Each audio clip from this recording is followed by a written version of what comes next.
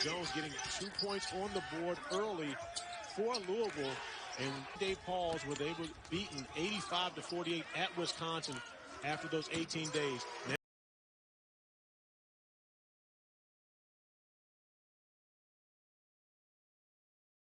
Hours for Coach Mack and his team with all the uncertainty, Corey.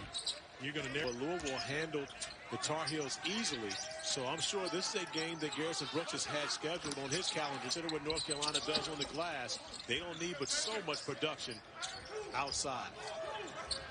Come the Tar Heels. Walton gives it to Leaky Black per game, which leads the ACC and I believe leads the country. Well, they lead the nation in rebound margin as well, plus in Louisville. Samuel Williamson back into that starting lineup, as you mentioned earlier. He's been averaging a double-double over the last 3 games.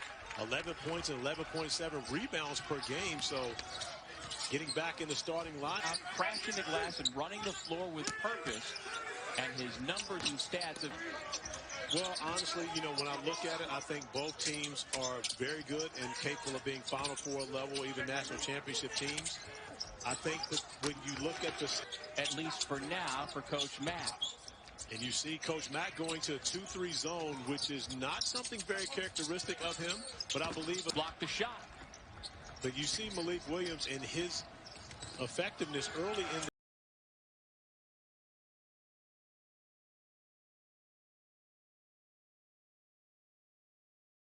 and possibly even Pittsburgh, but I think their chances definitely took a major hit today with the not picking up that win over Hughes outside of the context of your league.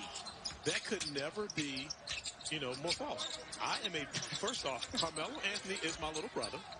I am a huge Adrian Autry, Jerry McNamara. So even though you get a fast break opportunity, you still have to sprint back defensively when you're playing against the Tar Heels. Into the game for the first time for a Louisville club that traveled. And of course, you know, go and sit down and rest. But one of the things that Chris very well about this, he knows his personnel, which guys he can play longer stretches back into the game for North Carolina, who missed their game on Wednesday, you know, in the concussion protocol. So Coach Williams talked about getting him back and how important that is and how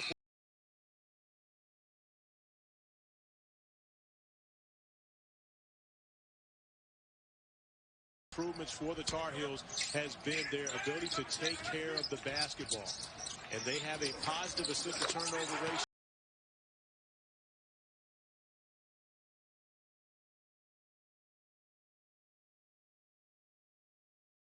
Doesn't need much time or space to knock down his 4th 3. And he has already matched his career high, 3rd time this season, going for 14 points. He did it at Florida State. He matched it in their last. We would expect to see them if they were in rhythm.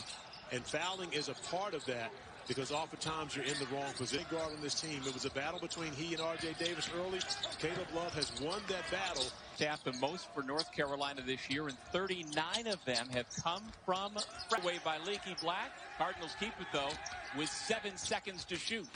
And the Cards got in this second half, and again, going in down 19, it's going to be tough to get back and win this game. Benz. Here's Carlik Jones, one of 2 Louisville players with 6 points to lead the way. In the first half, they are the 2nd best team in the ACC in rebound to a game, and just a miscommunication on the double team. You can't leave the biggest guy on the floor wide. And especially big to big.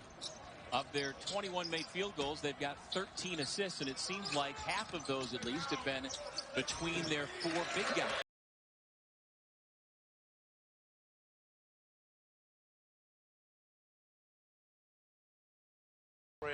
That continue to play 2 traditional bigs, but you're going to get double teamed.